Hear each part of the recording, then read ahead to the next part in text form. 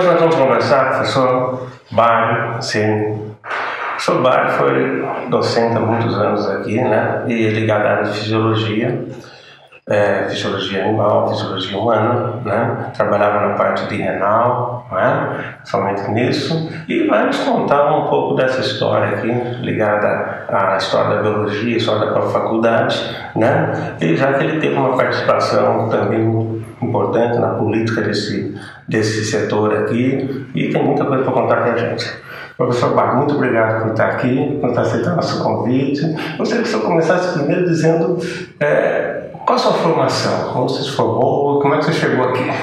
Bom, na verdade eu me formei na USP, na medicina veterinária, me formei em 1962. Então logo eu me formei, já fui convidado para vir para Botucatu.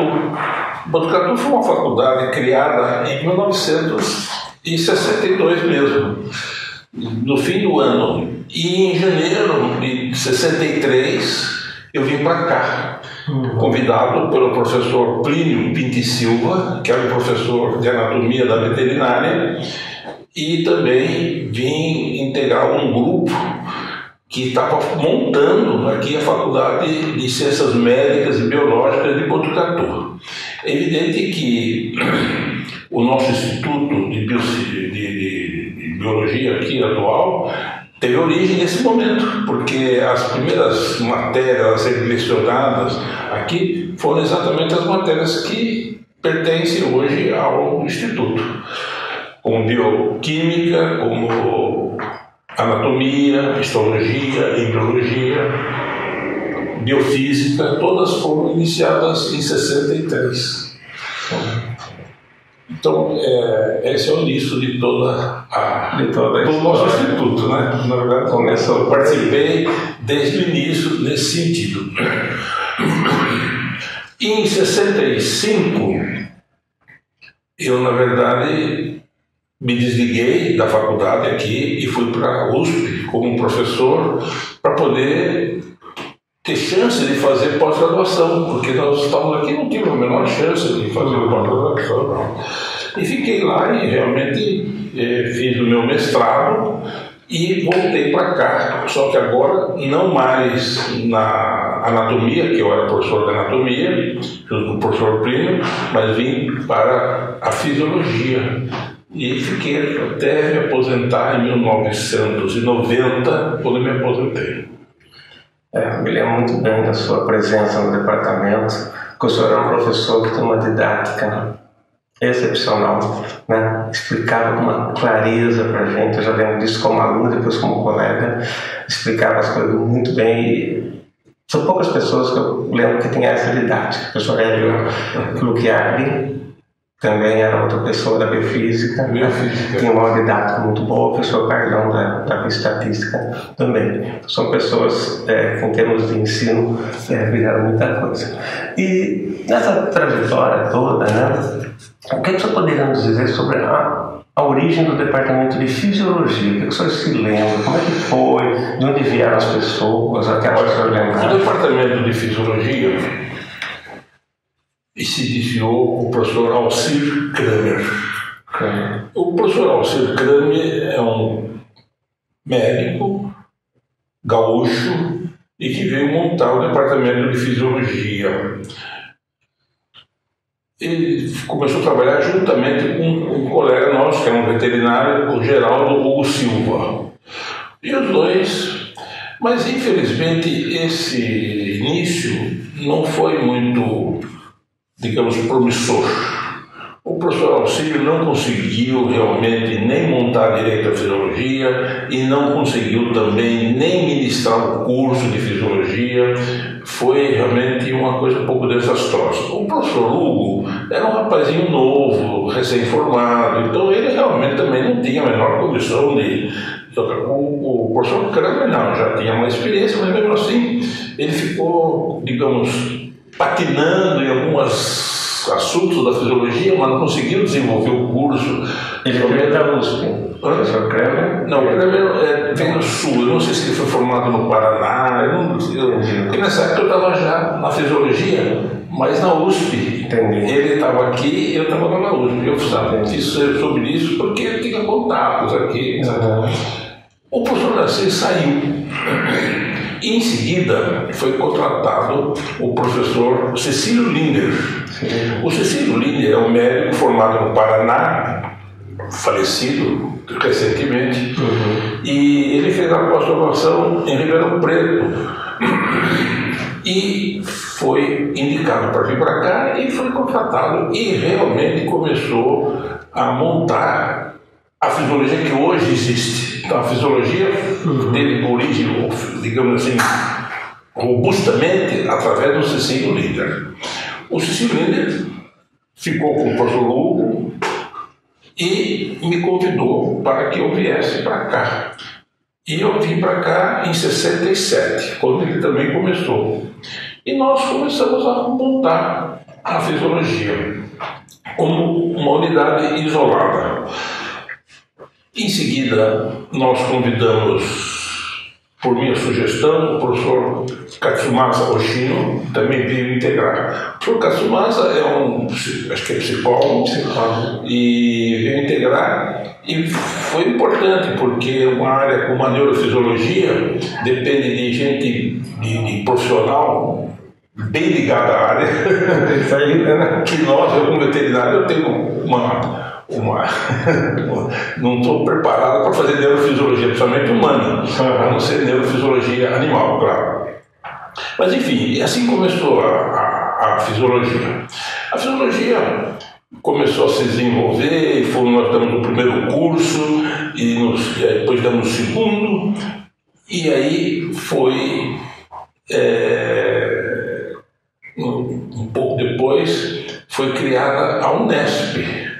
76. Por aí E aí o departamento de fisiologia foi integrado com mais 3 departamentos e se constituiu o departamento de ciências fisiológicas. Acho que esse era o termo, acho que não era ciências fisiológicas, que incluía, além da fisiologia, a bioquímica, a biofísica e a farmacologia. Eram os 4 departamentos. Eu queria fazer um parênteses aqui. Na verdade, existia na faculdade, nessa época tinha também o departamento de química, o departamento de física, e que eles foram extintos. Então, esses docentes da química e da física, uma parte foi transferida e outra parte foi integrada nos departamentos. Por exemplo, a química, tem a química inorgânica, e vários setores da química foram todos incluídos dentro da bioquímica. A mesma coisa da física, foram incluídos na biofísica. O professor Luchiari, que você está se referindo, era da física, ele é um físico. Ele foi integrado no departamento de biofísica, que constituiu o departamento de ciências fisiológicas. Incluía biofísica, bioquímica, farmacologia e fisiologia. Com o tempo, com os anos, eu não sei dizer que ano foi, houve uma separação. O departamento de ciências de fisiológicas foi fracionado. Aí ficou o departamento de biofísica e fisiologia. E depois, com o tempo, também esse departamento foi novamente separado. Aí ficou como é hoje. Fisiologia é um departamento isolado, biofísica é um departamento isolado, bioquímica é um departamento isolado e farmacologia é um departamento isolado. E que mais recentemente a biofísica virou tem física. Separado também. Ela tem a física lá dentro. Agora incluíram a física, né? E não sei porquê, foi muito triste essa questão da extinção desses departamentos. É bom se liga, porque eles, na verdade, eles não pertenciam à biologia. Eles pertenciam a um setor chamado setor básico. Vou fazer uma recuperação disso. A Faculdade de Ciências Médicas e Biológicas era dividida em setores. Tinha um setor básico, um setor biológico, um setor da veterinária, um da medicina e depois também um da agronomia. O setor básico é que foi extinto e algumas matérias foram incluídas na biologia e outras matérias foram extintas mesmo e os docentes foram mandados embora. Por exemplo, o departamento de pedagogia, que pertencia às ciências básicas, foi totalmente extinto. Alguns docentes não concordaram em sair daqui e foram, digamos, alocados em outros departamentos e tal. Não é? E, enfim, então desapareceu esse setor básico e ficou só setor biológico. Essa é a origem do Instituto.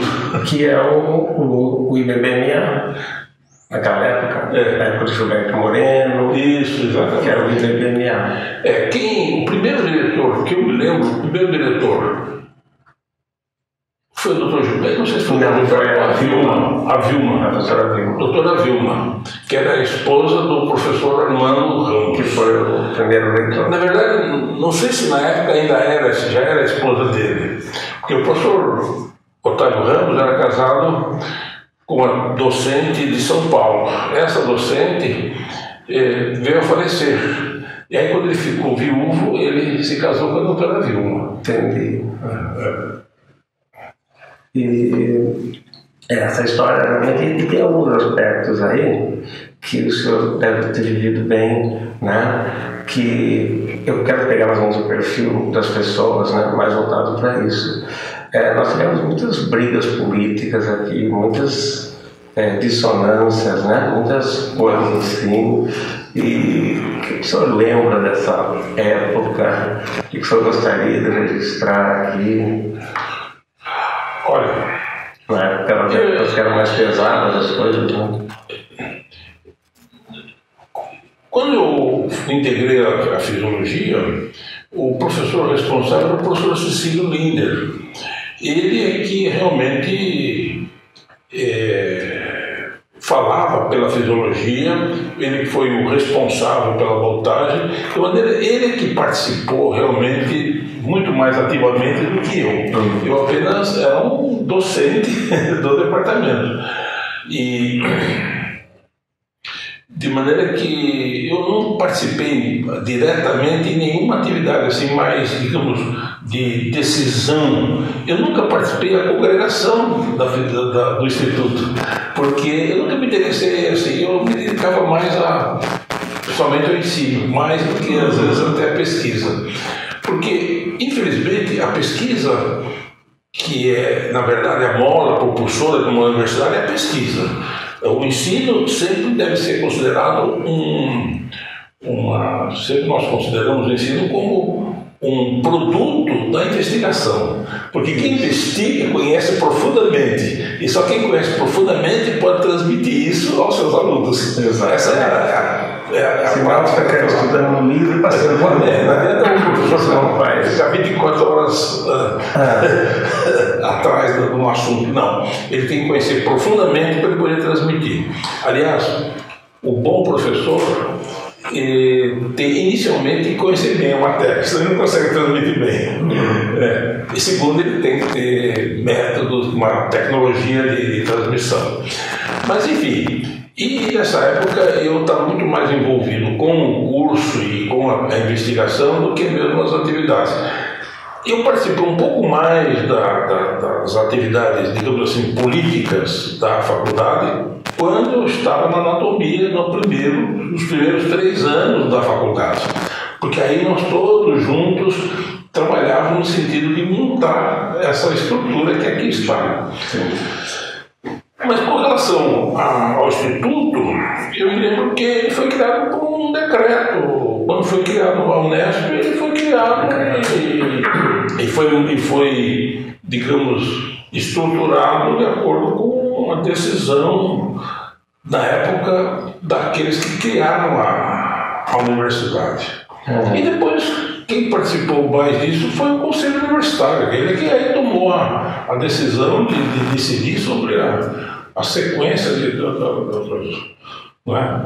Agora, eu nunca participei das comunicações, eu não posso dizer exatamente, porque quem decidia sobre era um ambiente mais fechado, não era? Naquela época era um ambiente muito fechado, a gente estava... E depois a própria direção dos departamentos e a direção do Instituto, de todos os órgãos da universidade, eram praticamente por indicação e da reitoria ou do conselho universitário. Nós, docentes, nunca tivemos uma participação, digamos, oficial e legal com relação a isso. Quer dizer, a congregação fazia uma lista e quem decidia era o reitor, ele indicava uma coisa diferente de hoje, uma eleição de os funcionários, os docentes. O diretor indicava o chefe de departamento e o reitor indicava o diretor. Exatamente. E aí a coisa amarrava, né? Era uma poder vinha de cima para baixo.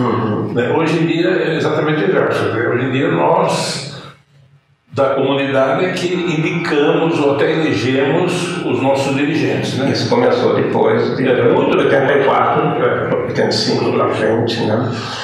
E, professor, do seu departamento, das pessoas mais antigas lá, teve alguns destaques, assim, se vocês lembrar alguma coisa? Os mais antigos, né? Olha, Cecílio Linda teve todo esse mérito de montar ali, o senhor também. Eu vou dizer o seguinte. Como ainda, antes de ser criada a universidade, eu queria dizer que a investigação científica sempre foi mais, digamos assim, exercida nas áreas básicas, biológicas, né? Mais do que nas áreas aplicadas. Claro que nas áreas aplicadas também havia investigação científica. E nessa época, isto é, ainda antes da criação da universidade, a nossa investigação era muito, digamos assim, não só prestigiada, mas era exercida assim com muito vigor. E eu quero lembrar que em 68, 69, a FCMDB representava 20% de todos os trabalhos da SBPC. Quer dizer, isso mostra a grandeza da investigação, o vigor da investigação aqui no campus. E por que o que levou a essa atividade vigorosa da investigação? É porque quando nós viemos para cá, eu queria lembrar isso, porque isso de uma certa forma, permaneceu por muito tempo. Nós, como éramos alunos da USP, nós sentíamos que as faculdades que compunham a universidade eram faculdades praticamente isoladas. Quando foi criada a USP, legalmente foi integrado todos numa mesma universidade, mas só no papel, porque a faculdade de Direito continuou sozinha, a Exalc em Piracicaba continuou sozinha, a faculdade de Veterinária na Pires da Mota estava lá sozinha, e assim por diante. Então eu digo como aluno agora, da USP, e alguns professores tínhamos a ideia de fazer uma integração, uma verdadeira universidade, onde tudo fosse de uma forma integrada, principalmente na área da investigação. Então, quando nós viemos para cá, nós viemos com a ideia de fazer essa integração, não só na área da investigação, mas na aula didática, na parte didática, de maneira que os primeiros cursos ministrados aqui eram integrados. Quer dizer, eu dava aula de anatomia para alunos que eu não sabia exatamente se era da veterinária, da medicina, da biologia, eu dava curso de anatomia para os meus alunos, não importa, era integrado. Mas a investigação também seguiu essa linha, quer dizer, havia uma integração na investigação, quer dizer, o pessoal da medicina, os médicos, se integravam na investigação com o pessoal da básica, fisiologia, biofísica. Eu me lembro que o professor Luchiari, que é físico, trabalhou em muitas áreas de investigação junto com os médicos. O desenvolvimento da medicina aqui dependeu muito do trabalho do Chiari, em termos de novos equipamentos. Ele conhecia profundamente essa questão dos equipamentos. Isso foi importante. E por isso que a FCNBB, que é a antiga origem de tudo, teve um destaque na investigação, porque houve uma integração. Infelizmente, a integração do ponto de vista didático não foi muito feliz e realmente não progrediu muito. A integração na área da investigação foi importante. Com a criação da universidade, rompeu-se isso. Então, isso foi uma das coisas graves que aconteceram com a criação da universidade, para nós aqui em Botucatu, porque era uma faculdade integrada, onde todos participavam numa família, vamos chamar assim, na investigação. Quando foi criada a universidade, ficou a Faculdade de Medicina com o diretor, o Instituto com outro diretor, e cada organismo passou a ter uma vida própria, independente, e voltou a ser, de uma certa forma, o que nós evitávamos quando estávamos na USP, né? Foi uma pena, foi lamentável. Tanto é que a nossa produção científica, a partir daí, caiu sensivelmente. Nós tivemos realmente essa divisão, eu lembro como aluno, né? A gente reclamava dessa divisão sem saber muito o que falava, né? Mas essa divisão que ia acontecer e tal. E o senhor está relatando exatamente isso que aconteceu. Hoje, para o senhor ter uma ideia, no CNPq, nós temos uma área, na CAPES também, uma área que eles chamam de pesquisa interdisciplinar. Era natural isso fazer lá atrás. Hoje virou área de pesquisa, não existe isso, né? O que existe é uma integração natural. Eu vou dar um exemplo interessante. A patologia, ainda hoje, é mais ou menos integrada, o departamento de patologia. Tem até pouco tempo veterinário, médicos que compõem o departamento. Mas eu me lembro que o departamento de clínica médica, quando estava começando ainda, no primórdio, o departamento de clínica médica era integrada. A clínica médica humana e médica veterinária. Bom, por que tem a clínica médica veterinária a ver com clínica médica humana? Mas era um departamento só. Porque isso foi importante, porque o veterinário tem uma visão da clínica médica diferente de um médico, e o médico também, mas todos juntos eles interagem.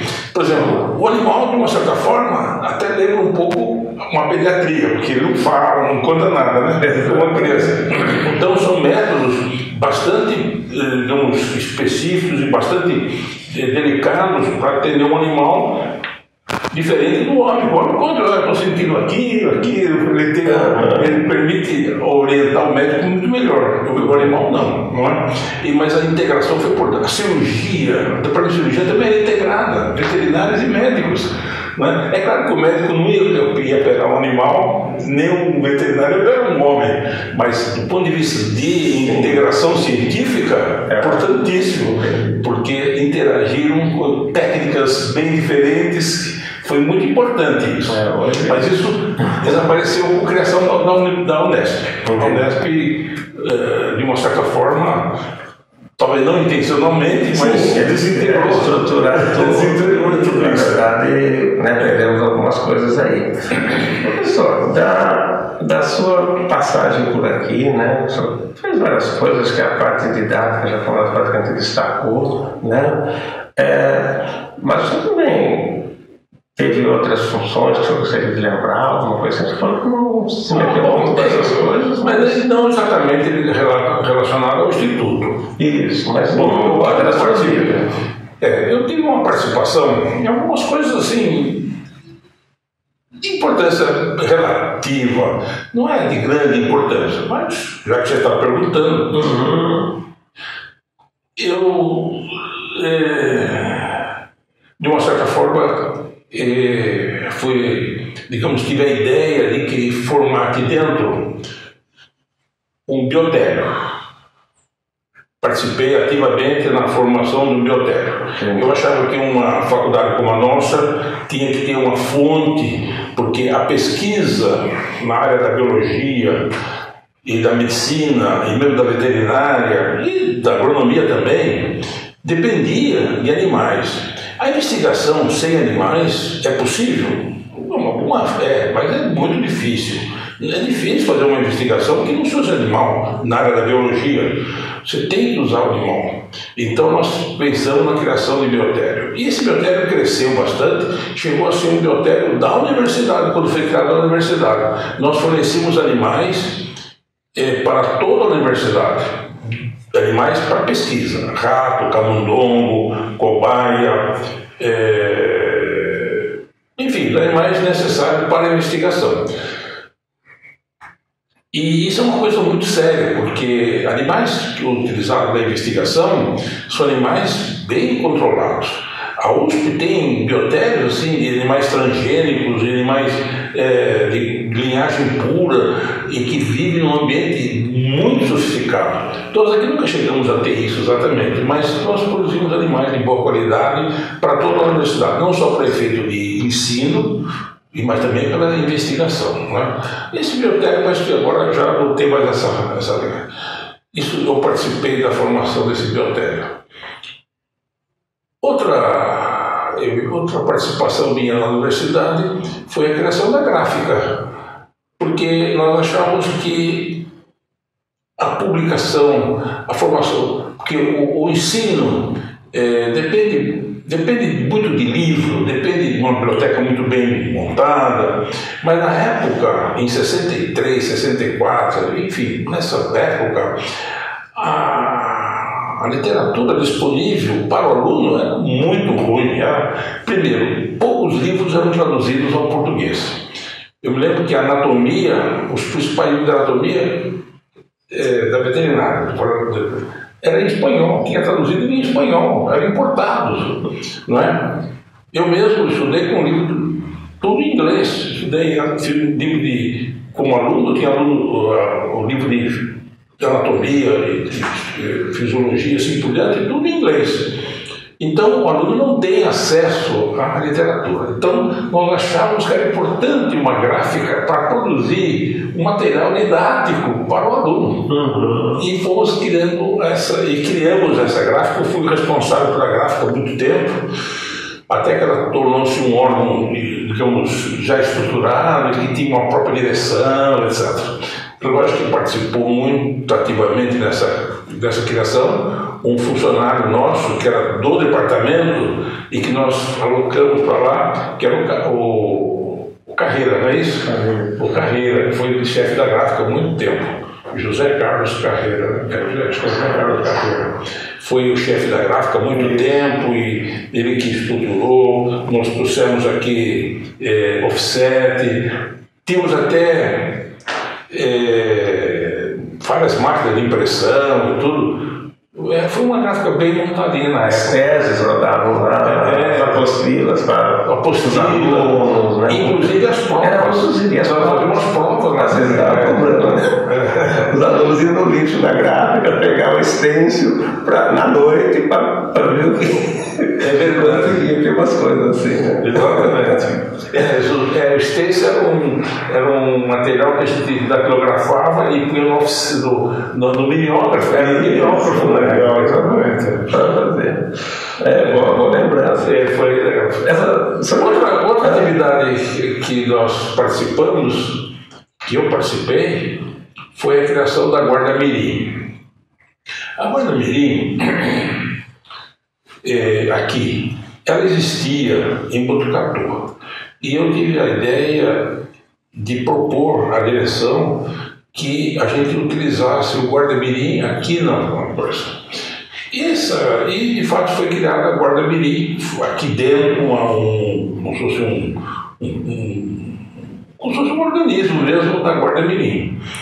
E chegamos a ter 130 ou 150 meninos trabalhando aqui dentro. Esses meninos ficaram aqui durante muitos anos, até o momento em que a direção resolveu extinguir, achou que não era bom, porque nunca tivemos problema, pelo contrário. Até hoje eu conheço vários indivíduos que me reconhecem, lembram disso, dizem: "Ah, professor, eu fui da Guarda Mirim, hoje eu sou o responsável disso", aqui. Tem muitos profissionais que se desenvolveram por causa disso, porque eram pessoas que não tinham, gente humilde, sem perspectiva, e que aqui foram se instruindo. Eles trabalhavam, por exemplo, na biblioteca, portanto, eles tinham lá. Eu que trouxe pela primeira vez aqui em Botucatu, que na época não existia, no interior, a primeira cidade do interior que teve Xerox foi Botucatu. Eu trouxe de São Paulo o Xerox e começamos a trabalhar na biblioteca com o Xerox. O Xerox é uma ferramenta importantíssima numa faculdade, numa universidade. Paulinho, né? E foi o Paulinho que foi um funcionário. Mas antes dele teve o Paulinho ficou mais tempo. O Paulinho era da guarda, também da Guarda Mirim. Ele trabalhava aqui. Hoje ele é oficial de justiça, né? Ele se desenvolveu, eu acho pessoa excelente. Enfim, essas atividades assim, paralelas, eu considero importantes também, porque como eu disse, auxiliam muito, não é? Por exemplo, se eu tenho que levar um documento a um outro lugar, se eu, como docente, deixo de minhas atividades e levo um papel até outro lugar lá, é um tempo perdido. Se faz isso, se esse é feito com um menino, eu não gasto meu tempo de docente ganhando o que eu ganho, não é muita porcaria, mas enfim. Mas a minha atividade é interrompida para fazer uma entrega no papel, que não tem sentido nenhum. E o menino faz isso e ele está sendo, digamos assim, pago para crescer. Ele cresce num ambiente sadio. Ele tem a responsabilidade dele. Aprende o que é disciplina, no sentido de saber cumprir as determinações e como se comportar. Então, a Guarda Mirim tem inclusive reuniões tinha um professor que era responsável por essa parte. Ele reunia os meninos e ensinava, dava noções de cidadania mesmo para esses meninos. Esses meninos se formaram, gente séria, gente saiu da rua para vir para cá. Aí a universidade extinguiu isso, quer dizer, a nossa extinguiu. Alegava, porque tem um hospital aqui, podia ele se contaminar. Era uma época em que a gente acreditava que o trabalho dignificava as pessoas. Hoje parece que mudou, né? Hoje é bem dignificado, mas tudo bem. E de maneira que essa foi. Depois, em termos de minha participação, acho que foi essa.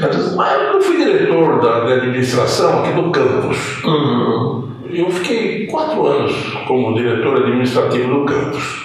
O diretor administrativo do campus tinha sob a sua responsabilidade uma série de atividades importantes dentro do campus.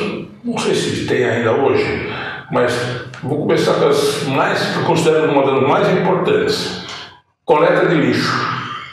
Numa faculdade de medicina, veterinária e biologia, a coleta de lixo é uma coisa complexa, muito complexa, porque os resíduos são perigosos. Tem que ser manipulado com muita técnica, com muito cuidado, porque são perigosíssimos. Então a coleta de lixo é uma atividade. Outra atividade é vigilância, outra atividade séria. Vou dar um exemplo de como a atividade de vigilância é importante num campus como o nosso. Você não imagina que à noite entravam, não sei se entram ainda, porque agora não sei como é que está, entravam pessoas para vasculhar o lixo com o objetivo de coletar seringas usadas para droga, para usar de droga. Você veja como a vigilância é uma coisa importante, uma coisa simples, você nem pensa nisso. Fora roubo mesmo, de computadores, até isso, vigilância no sentido de impedir que indivíduos vá lá procurar seringa no lixo para poder Então até isso é uma coisa que vigilância é importante. Outra atividade importante no coisa era que as bibliotecas eram todas integradas no campus, na administração do campus, ficava sob a minha vigilância. E a biblioteca é a alma, pelo menos era naquela época. Hoje com computadores eu não sei era um pouco diferente, mas na época era fundamental. Biblioteca. Uma outra atividade do campus que era também, que eu considerei muito importante, era a contabilidade. Todas as unidades faziam a contabilidade integradas no campus. Então nós tínhamos condição de saber quanto cada um gastou, quanto não gastou, como foi utilizado o dinheiro, e assim gastou mais do que tinha, como está acontecendo hoje. Então toda a finança, toda a contabilidade era integrada no departamento do campus. Eu acho que isso foi Tinha um departamento de engenharia do campus, que era fundamental. Hoje você corre o campus, você vê que é uma colcha de retalho, vamos chamar assim. Cada um, quando acabou o departamento de engenharia do campus, eles extinguiram, aí cada faculdade teve a sua liberdade de fazer o que quisesse. Aí então o cara fazia um prédio de um jeito, fazia outro de outro, então tal que está aí hoje. Não digo que o projeto original foi muito bom, não foi. Eu acho que foi ruim. O projeto original do campus foi feito por um arquiteto chamado Caron. Ele realmente foi um arquiteto, na minha opinião, um pouco, digamos, podia ser melhor. Por exemplo, o tipo de edifício que ele propunha eram uns edifícios bem discutíveis. Por exemplo, a biblioteca foi dele. Ela fez enterrada. Perdeu-se muitas coleções porque inundava lá. Quando chovia, inundava a biblioteca. Perdemos coleções de livros porque os nossos prédios aqui da fisiologia, anatomia, etc., também eram enterrados. Por que enterrado? Você está na sala, na janela, você vê o nível da rua está na altura da sua janela. Quer dizer, nunca nós tivemos, digamos, inundação, porque os nossos prédios eram feitos no alto do morro. Então não teve inundação, mas a biblioteca foi inundada. Aí perdeu-se muita obra material. Então eu, como diretor do campus, tive a incumbência desses serviços, vamos chamar assim. Outra coisa importante, que não sei como é que está agora, era a questão do fornecimento de água, luz e telefone.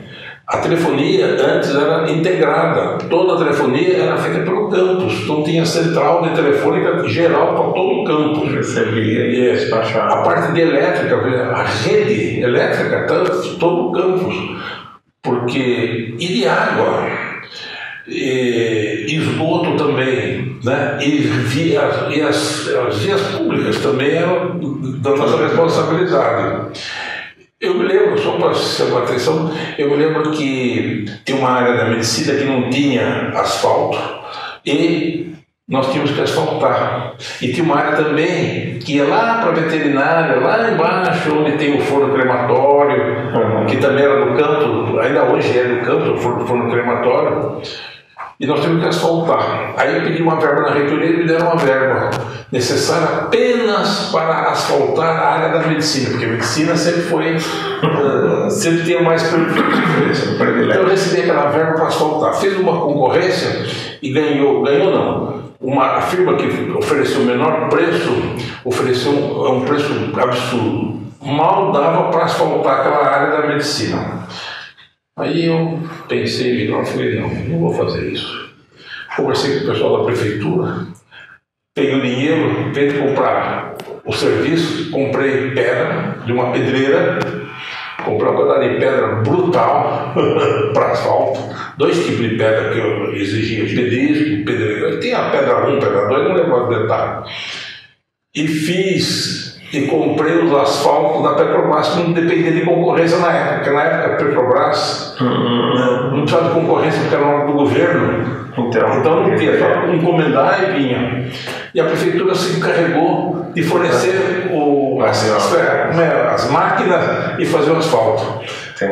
As pedras eu comprei por um preço baixíssimo, mas não tinha como tirar, eram uns 40 toneladas de pedra, 60 toneladas de pedra. O cara falou, eu vejo à vista. Então eu pago, aqui tinha que tirar os 60 toneladas. Como é que eu faço 60 toneladas? Aí eu conversei com o advogado, que era o Antônio Carlos, sabe, o Pato. Ele disse, faz o seguinte, você não tira nada, você nomeia ele depositário e você considera recebidas as pedras. Aí eu nomeei ele depositário e recebi o recibo de que eu recebi as pedras. Só que ficaram lá como depositário. E poder usar. Recebeu o dinheiro, porque não pode fugir com as pedras, né? Resultado, e eu fiz. Asfaltei tudo que tinha que asfaltar, até o veterinário, lá para baixo, fiz tudo com dinheiro, e ainda sobrou dinheiro para outras coisinhas. Quer dizer, às vezes a gente tem que achar a solução, né, desse tipo, né? Eu tinha assim uma chance de fazer isso, porque a gente enfim, tem que cuidar daquilo que a gente está. Né? Por exemplo, quem fez o prédio da central de sala de aula do Lajeado foi da minha administração. O dinheiro que tinha mal dava para fazer a fundação. Eu falei, vamos fazer para nós a fundação, né? Fez a fundação, depois. Muito bem, aí foi feita a fundação. Isso foi em setembro. Quando foi em novembro, em outubro, eu fui à reitoria e disse, olha, tem um prédio que nós fizemos, fiz uma concorrência do prédio inteiro, só que o dinheiro que tinha só deu para fazer a fundação. E como é uma obra plurianual, eu quero que reserve a verba para o ano que vem. Não, nós não podemos prometer nada. Eu falei, tá bom, então não vai ter verba para o ano que vem? Não podemos prometer nada. Eu falei, muito bem, se vocês não dotarem a verba, eu vou comunicar o órgão fiscalizador que nós perdemos uma concorrência e vai ficar muito mais caro. Quem vai pagar essa diferença, eu não sei.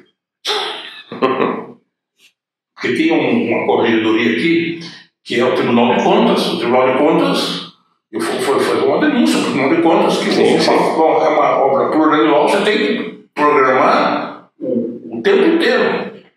Eles dotaram a verba. Foi feito pelo preço original. Foi importante. Até hoje está lá um prédio, não só importante, mas foi feito pelo arquiteto falecido já, o Monteferrante, e é um prédio muito bem feito. Nossa, maravilha. E foi por um preço bem barato, porque e a firma teve que fazer, porque ela ganhou a concorrência, aí teve que fazer.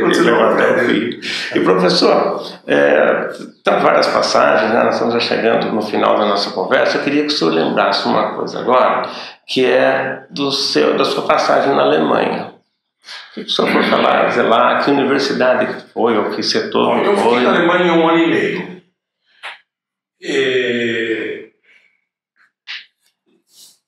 Olha, eu tive no instituto, na Alemanha, que na verdade não é instituto, na verdade eu estagiei na faculdade de medicina da Universidade de Saarbrücken. Esse Saarbrücken é um estado da Alemanha recente. Quando eu fui para lá, ele tinha 10 anos de existência, porque depois da Segunda Guerra ele pertenceu à França. E depois que a França devolveu para a Alemanha. Não é? Então é um estado novo, então a universidade era nova. E tinha uma faculdade de medicina isolada da capital. Ela funcionava numa cidadezinha chamada Homburg. Muito bem. Era grande, o campo da medicina era muito grande. Para você ter uma ideia, o departamento de fisiologia ocupava 2 prédios enormes, né? De 4 andares, tinha um porão e mais 3 andares em cima. E eu estagiei lá durante 1 ano e meio. E o meu estágio lá foi exatamente desenvolver uma pesquisa relacionada com biofísica de membrana, que era a área em que eu trabalhava. E foi importante, porque lá eu fiquei, digamos, conhecendo toda digamos assim, o mecanismo de investigação de um país muito avançado nessa área. A universidade na Alemanha tem um prestígio incalculável. E o professor universitário na Alemanha tem um prestígio também impressionante. Eu vou dar um exemplo, não sei se dá tempo, mas só para lembrar a importância que eles dão a um professor. Numa oportunidade, eu encomendei uns equipamentos de vidro de um artesão. O artesão morava numa cidade próxima da onde eu estava. E não tinha ninguém para ir buscar, e eu me prontifiquei a ir buscar esses equipamentozinhos de vidro. E fui. No tempo não tinha GPS, nada disso. Isso aí mapa, e eu menos pela coisa. Eu cheguei na cidade e fui me orientando para lá e para cá, e sabe como é que é? De repente eu me vi numa rua contramão. Entrei numa rua por engano na contramão. Eu, quando percebi que estava na contramão, eu não sabia se eu saía voando ou se fazia. Porque na Alemanha é uma coisa gravíssima. Eu falei, eu vou ser preso aqui. E não deu outra. Logo depois parou um policial do meu lado. Nossa, pela cara dele eu falei, agora estou preso. Ele pediu o documento, eu dei o documento no carro. Aí deu meus documentos pessoais. Quando ele abriu o meu documento, ele disse, professor. Quando ele viu que era professor da universidade, mudou a cara, mudou o tratamento. Professor, qual é o seu problema? Mudou a conversa.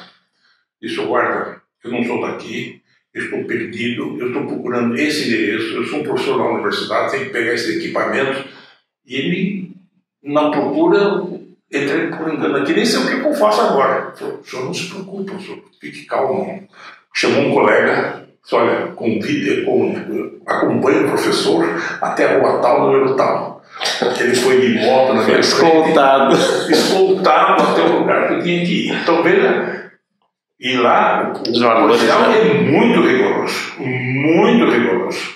Se você estacionar um pouquinho diferente do lugar, toma uma multa e não tem negócio, lá é muito rigoroso. Então você veja o prestígio que tem um professor universitário. Na hora, não mudou completamente. Então, isso é para mostrar que a experiência que eu tive na Alemanha, nesse sentido, foi importante. Saber que um professor é muito prestigiado lá. Nós aqui temos que começar a pensar nisso. Quer dizer, a nossa função como professor tem que ser, digamos, de conhecimento público, que tem uma certa importância na nação. A nação que não tem uma investigação séria, não vai para frente. Não vai para frente, exatamente. Então, essa foi a experiência que eu tive na Alemanha. Agora, infelizmente, o nível de investigação num país como a Alemanha está tão longe daqui que eu não sei até que ponto a minha participação lá foi tão útil. Porque você volta aqui... Por exemplo, eu trabalhei lá com microscópio de rastreamento. Na época já era um equipamento considerado já não de ponta mais, na época, em 74. Hoje nós recebemos aqui esse mesmo equipamento que nós temos aqui, hoje. Não tem? Naquela época já não era de ponta. Sim. Né? Eu fazia sublimação de ouro para poder investigar imagens da membrana lá na Alemanha. E tinha o EDAX, que fazia avaliação dos elementos químicos que compunham a estrutura. Entendi. Quando eu vim para cá, evidentemente não dá para fazer nada. Não dá para fazer. Quando eu pedi para comprar aqui colagenase, a diretora, a doutora Vilma, me chamou lá e disse, Mário, você quer uma grama de colagenase? Isso vai toda a verba do departamento.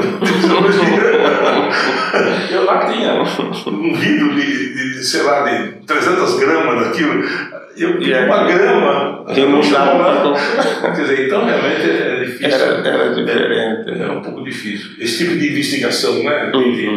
Na área da biofísica de membrana, que é uma área muito, digamos, exige uma sofisticação grande. Professor, muito obrigado pelos seus comentários, pela sua história, que só veio engrandecer a nossa tentativa de recuperação do histórico do IB, né? Em nome do nosso diretor, professor César, eu quero agradecer ao senhor, né, por ter atendido o convite da gente, particularmente o convite dele, e estar aqui nos prestigiando e trazendo informações valiosíssimas para a nossa composição, porque uma universidade sem história não é uma universidade, né? Claro. Acho que é isso que nenhuma a gente está instituição, né? Nenhuma instituição. Eu quero aproveitar para usar esses últimos minutos à vontade, para dizer que eu que agradeço o convite, porque é uma história que eu vivi, uma história que deve ser realmente registrada e preservada, porque os novos pesquisadores, os novos componentes dessa instituição têm que saber o que aconteceu, né? E essa faculdade, o Instituto tem uma história, a própria faculdade com ciências médicas do original também tem uma história, tem a Operação Andarilho, tem um monte de atividades que todos nós temos que conhecer para saber onde nós temos que ir, para saber o rumo daqui para frente, né? Eu agradeço, na realidade, esse convite. Foi um prazer. E a iniciativa de quem teve a ideia de restaurar essas memórias, vamos chamar assim, né? E agora acho que está bem aparelhado para fazer isso, e a gente vai ter um bom registro disso tudo. Obrigado, professor. Bem, pessoal, hoje tivemos uma conversa com o professor Mário Ceni, né, docente do Departamento de Fisiologia, e nos engrandeceu muito para entender um pouquinho mais a história, né, que a gente consiga entender melhor o nosso presente e o nosso futuro.